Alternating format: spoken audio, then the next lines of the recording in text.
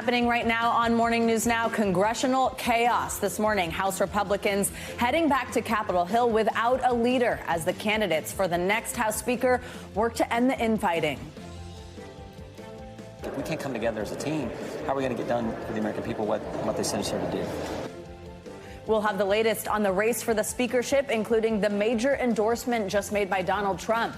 Plus, what NBC News has learned about the former president's plans to visit the Capitol for the first time since January 6th. Also this morning, an about-face at the southern border. The Biden administration reversing its own policy and allowing more construction on the controversial border wall. This as thousands of migrants make their way into the U.S. More on the move and the mixed reaction on both sides of the aisle. Plus, Super Soaker. It's about to be another wet weekend for millions of Americans. We're tracking Tropical Storm Philippe as it barrels towards the northeast. Plus, where freeze alerts are already in effect this morning. And we're saying goodbye to greatness. Tonight, women's soccer legend Megan Rapinoe stepping onto home field in Seattle for the All-Reigns final regular season home game. We'll look back at her decades-long career filled with victories on and off the field. And good morning. I'm Savannah Sellers. Joe is on assignment this morning, so you're stuck with me on this Friday. We're going to get started with the developing battle over who will become the next Speaker of the House of Representatives. The process to elect Kevin McCarthy's successor is expected to get underway next week. We know two House Republicans, Jim Jordan and Steve Scalise, have already thrown their hats in the ring. Meanwhile, sources tell NBC News former President Trump is considering a visit to the Capitol early next week. It would be his first visit since before the January 6th attack. Overnight, Trump endorsed Jim Jordan to be the next speaker, saying he would be great in the leadership role. In an interview with our Ali Vitale, Jordan discussed why he is running for the job. That's what we have to focus on. Is like, if we can't come together as a team, how are we going to get done for the American people what they sent us here to do? That's why I'm running. I think I can bring our team together, and I think I can take the message to the country to build support for what we're doing and the changes we're trying to make here. NBC News congressional correspondent Julie Sirkin is back with us this morning with the latest. Hi, Julie. Good to see you. So what more can you tell us about Trump's endorsement of Congressman Jim Jordan, and explain why the former president, like I mentioned, is considering heading to Washington next week? Yeah, hey, Savannah, good morning. Well, the former president's endorsement of Jim Jordan doesn't come as a huge surprise, considering what an ally Jordan has been for the former president and what a thorn he has been for the current president, Joe Biden. Jordan chairs the Judiciary Committee, the Weaponization Subcommittee. He's been a key player in the impeachment inquiry that Speaker McCarthy had launched into the current president. And Jordan's always had the former president's back. You'll remember during the longest shutdown in 2019, 34 days, Jordan helped orchestrate and push that in Congress. And he couldn't tell Ali, our colleague, that he wouldn't have done what McCarthy had done to keep the government open. He said he's not going to work with Democrats. He's going to unite the conference, and he's going to look to the former president, of course, who can potentially, according to our sources, come to the Capitol on Tuesday, as early as Tuesday, to unify the conference around Jordan for that support as well. The question is, will that work for moderates? But here's what Jordan had to say in terms of working across the aisle. Watch. I wouldn't go to Democrats to get votes because they're going to want something, they're going to want something. You'd have to do that within the Republican conference. And so I do think I'm the guy, though, that can unify the conference. Whether we can unify on that issue, we would see. But unify the conference and then also take the message to the American people about what we're doing to help them. So you heard Jordan there. He was talking about a motion to vacate. Some Republicans want to reform those rules after what happened to McCarthy, where any one member could bring that up. Jordan said he's not so keen on that idea unless the majority of his conference wants that. So let's talk a little bit more about what we are hearing from Jim Jordan and really what we're hearing in terms of how the party is feeling about it. I mean, are people coalescing around him? Does it seem to be like it's headed in that direction? Well, that's the big question, because in addition to Jordan, we have Steve Scalise, who's a member of leadership, who has also jumped into the fold. I'm told, according to sources, that both Jordan and Scalise have been talking to different key factions of the Republican conference. They've been trying to solicit those votes. Jordan even joked to our colleague that he's been losing his voice because he's trying to get everyone really to come around him, and Scalise is trying to do the same on his side. There's also a few other candidates who are considering jumping in. For example, Kevin Hearn, who is the chair of the Republican Study Committee. But remember, the magic number here is 217. when they want to become speaker, they have to get those votes locked in. The key is, according to McCarthy, who made this message clear last week when he was talking to his colleagues, they don't want that same embarrassment that they faced when he tried to become speaker. Remember those 15 rounds of votes on the floor? They want to try to get it done behind closed doors. That's kind of the key with the former president coming, to see if he can unify that process. The question is, though, will it get done? Will it get done even as soon as next Wednesday? That's really determined to be seen, because there is such a slim majority, and moderates and vulnerable members are not so hot on Jordan, particularly with that Trump endorsement. But Jordan has told them behind closed doors that he's not going to put them in those tough positions. Absolutely. Julie, also, let's just talk about next week and what we're going to see. So the election of a new speaker will get underway in earnest. Give us a preview of what takes place in the House. What will we see? How does this work?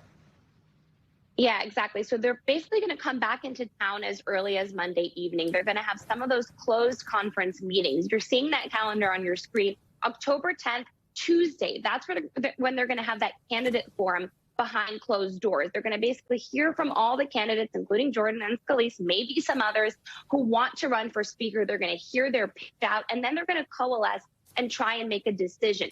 That can happen as soon as Wednesday. That House Republican speaker election that you're seeing, that's going to happen behind closed doors. That doesn't mean that automatically triggers that process for a full House vote on the floor, where, again, that 217 is needed. And what we saw last time, where it took many ballots, remember, McCarthy was the favored candidate behind closed doors. When he went onto the floor, that became a different problem for him. The problem now is, how long is this going to drag on? Because remember, there's a key government funding deadline coming up mid-November. 40 days seems like a long time away, but really it's a lot of work they have to get done with passing those spending bills. There's also the key question of Ukraine aid, border security proposals that conservatives want as well. And all of this can't happen until there's a speaker in the House. The House is effectively frozen. So that's why this race is so important. All right, Julie Sirkin up early and on this for us. Thank you so much.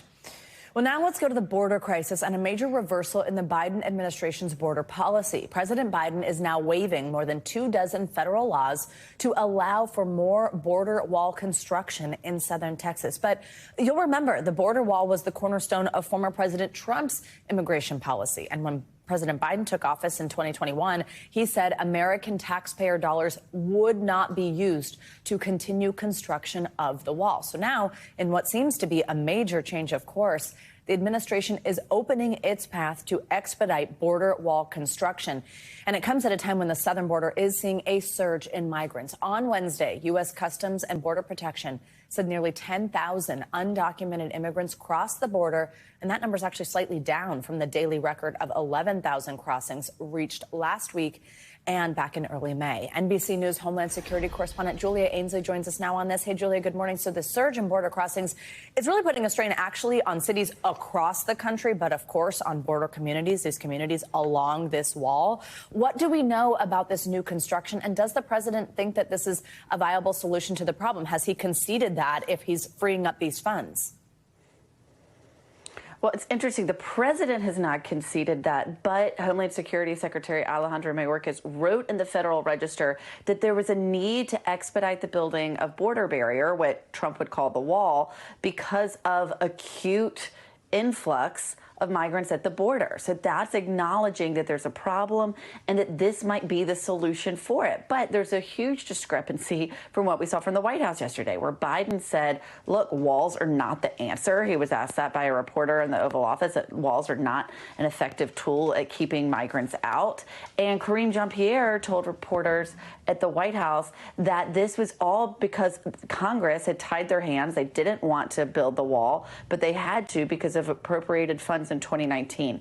I think, though, what we can see is a spinning from this administration, because then Mayorkas's message changed later in the day. There's a statement that came out from DHS that really reflected the White House's statement, saying their hands were tied by Congress. But people I've spoken to have said, look, just because Congress appropriated that money, you could perhaps have a legal fight that it was their right to do it, but they weren't. Their backs were not against a wall by a judge saying that they had to use this in this way. And, you know, if it really were ordered by Congress to build this wall. Why now, and why in the Federal Register would the Homeland Security Secretary say it was because of the influx at the border? It's clear that they're also trying to send a tougher message now because these numbers have gotten so high, not just at the border, but also in cities like New York and Chicago. And we saw that also yesterday with an announcement that they'll start restarting deportations to Venezuela. So let's get into a little bit what we have heard from the president on this before. I mean, he spent a lot of his 2020 campaign speaking out against border walls. I want to play a little bit of that. There will not be another foot of wall constructed on my administration. So, of course, as we're discussing administration walking that back, is this because it's receiving mounting pressure even from Democrats? Yeah, I think they definitely are receiving pressure. We've seen Democrats, especially those who have districts along the border, say that more needs to be done. But you haven't really heard the wall come up as a top thing to do. I do think they were starting to run out of options. They came up with a really comprehensive plan when Title 42, this COVID-19 restrictions, ended in May to try to restrict asylum to anyone who hadn't previously claimed it in another country on the way there. They also thought Mexico would do more to interdict migrants before they reach the southern border. So far, those policies have really proven to not be as strong as they thought that they could be. In fact, migrants are now more likely to be able to be released into the United States now than they were under Title 42 because those sheer numbers are just overwhelming them. They're not able to put them under this new rule and push them back because they still had to be processed. And so in order to alleviate overcrowding, they've still released the majority of these migrants with court dates. So with that overwhelming has meant a need for new solutions. And I think that it's been hard for them to figure out exactly what those solutions could be. They haven't gone back to detaining families. They've not gone back to remain in Mexico. There was 2 Trump policies they did use. Of course, they're not going back to separating families, and let's hope that's something no one else does. But this idea of the wall is something that they're now bringing up, and it's really interesting because it's something that Democrats and a lot of border officials of both parties have said for a while might not really be a very effective tool, really just sends more of a message. I've seen parts of the border where migrants can build a ladder or cut a hole in the wall. Right, right. What kind of response is this getting generally? A wide response. I mean, the crazy thing is we were told by DHS, all the reporters were, look, we told you all this June 30th. If I missed that email, that's on me, but I think every other reporter on the beat missed that email too. It wasn't covered at all in late June that they had intention to continue this construction. And it really just got news this week when they decided to waive these federal laws to expedite the process. And so it's getting a lot of reaction, both in government and also in the media, and to people who are asking some really genuine questions in the White House briefing room about why this is happening now, and pressing them on the fact that it could be in response to border numbers. And Julia, quickly before I let you go, I do want to talk about what I mentioned at the top, which is the fact that this is not just border cities that are impacted. It's being felt well beyond that. Tell us the situation there. Illinois, New York, states like that where a lot of these migrants have been bused. Yeah, that's right. I've spent time in New York. I just got back from Chicago less than 6 hours ago. And, I was there where they have lots of migrants who are sleeping outside police stations, even on the floors of police stations, tent cities and parks, tents along that median on the iconic Lakeshore Drive, migrants at O'Hare Airport. And I spoke to community leaders who said, look, they want to help these migrants, but they're worried that Chicago hasn't done enough early on to build out big places where these migrants can live in the winter. And so now they're worried about what that means, since there's already a housing crisis in many areas of Chicago, and they need to take care of the needs of some poor and homeless and food scarce Chicagoans. And so they're trying to look to city officials and the federal government to see what they might do to help. In fact, there was a DHS team on the ground in Chicago yesterday trying to help the city come up with answers to those very questions. Julia Ainsley, as always, we appreciate your reporting on this. Well, this morning there are new developments in the legal battles facing former President Donald Trump. On Thursday, Trump's legal team filed a motion calling on the judge to dismiss his 2020 federal election interference case, citing presidential immunity. And in a separate filing, Trump's lawyers also moved to dismiss his New York hush money case. Joining us now to discuss all this is NBC News legal analyst Danny Cevallos. Hi, Danny. Of course, we need you this morning, so thanks so much for being here. Let's start with this motion to dismiss the 2020 election interference case. So as I mentioned, Trump's legal team is arguing presidential immunity. Does Trump have a case here? Like, what does the law say about that? And why are we just hearing about this potential take on this now? Two magic words: outer perimeter. They will be at the core of this motion, because if Donald Trump's activities were within the outer perimeter of being president, of presidential duties, then he has an argument that he has absolute immunity for anything that he does in office. And his attorneys take that a step further and say, by the way, even if he had a bad motive has nothing to do with the analysis. So they're essentially arguing that even if he stood to gain personally, his campaign stood to gain, and it was good for him to try to remain in office, they argued that that doesn't really matter as long as looking into election fraud was within the outer perimeter of presidential duties. That's their argument, that Trump has absolute immunity for things that he does as the president. And by the way, I'll tell you right now, Judge Chutkan will deny this motion. It's almost a certainty. That's my prediction. But here's the thing. It doesn't really matter, because Judge Chutkan's decision will not be the final word. This is a novel, new issue of law. It will go to the Supreme Court, and there Trump has a fighting chance. So my prediction, Judge Chutkan will dismiss it. It'll be a 50 to 70-page opinion. It'll be well-reasoned, but it'll be appealed. And the courts will look at it de novo, both at the D.C. Court of Appeals and then at the Supreme Court. And that's the big one. Absolutely. All right, I do want to turn to the other case. Trump's attorneys are now calling on a New York judge to dismiss the charges related to alleged hush money payments made to adult film star Stormy Daniels before the 2016 election. And this was really about how that money was sort of logged in terms of business records. They say prosecutors waited too long to bring the case. Help us understand the point they're making, whether this could go anywhere, and also why we're hearing about this now. That's actually their weakest argument. I've made this motion myself in cases of pre-indictment delay. And what happens is essentially prosecutors will sit on a case for years and years and years and only finally get around to indicting. And then by the time they do, the defense attorney is like, hey, how do I find witnesses? I mean, this is prejudicial. So those motions almost always lose. I think the stronger case is that this was never a strong case to begin with. It was a zombie case that was resurrected time and time again. Those are not my words, by the way. Those are the words of a top former prosecutor who was on this prosecution team, who wrote a book, and that book features prominently in this motion. So not sure that the odds are good that the case will get dismissed, but he's got a shot on appeal.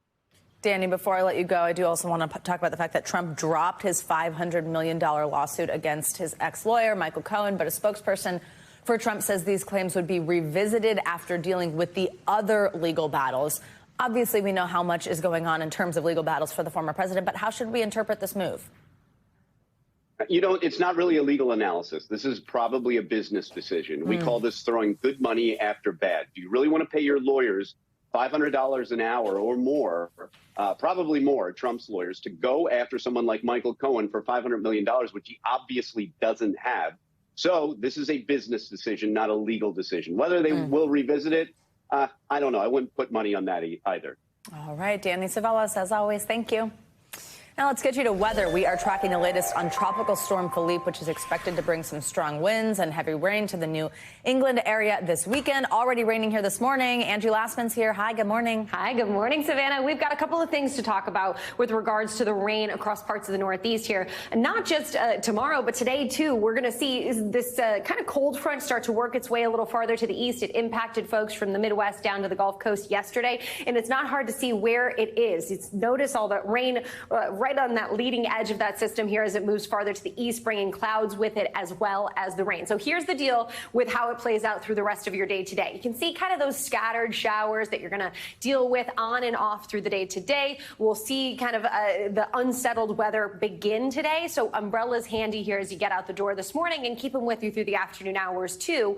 Behind that, we'll start to see temperatures take a tumble across the Northeast, and they've already done so across parts of the Midwest. So you're waking up to much cooler conditions all the way back towards the Rockies, we're seeing much chillier fall-like conditions like we should for parts of October. Now, as we get into your Saturday, especially into the afternoon and evening hours, we'll start to see Philippe, which by that time will likely be post-tropical.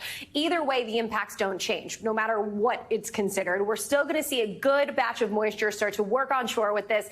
Parts of New England, Atlantic Canada, we'll see some of the heavier rain, and we'll definitely see that lingering into our Sunday, too. You can see much of that lingering over parts of the Northeast here as we get into Sunday. So it'll be a soggy couple of days, especially on Saturday. And on top of that, we're going to see some breezy conditions, too. When it's all said and done through the weekend, we could pick up another 1 to 2 inches. I think the higher amounts will be closer to 3 inches, maybe even up to 5 inches, especially the farther interior you go and the farther up into portions of northern New England, where the center of that system will likely come on shore. But either way, a soggy couple of days, interrupting outdoor plans for your Saturday, especially across this region as we get into tomorrow. Now, what does that mean for, the weekend fall foliage? I know this is something that folks love to do. The good news is out west, we're talking peak colors already across the Rockies, Sierra, Cascades.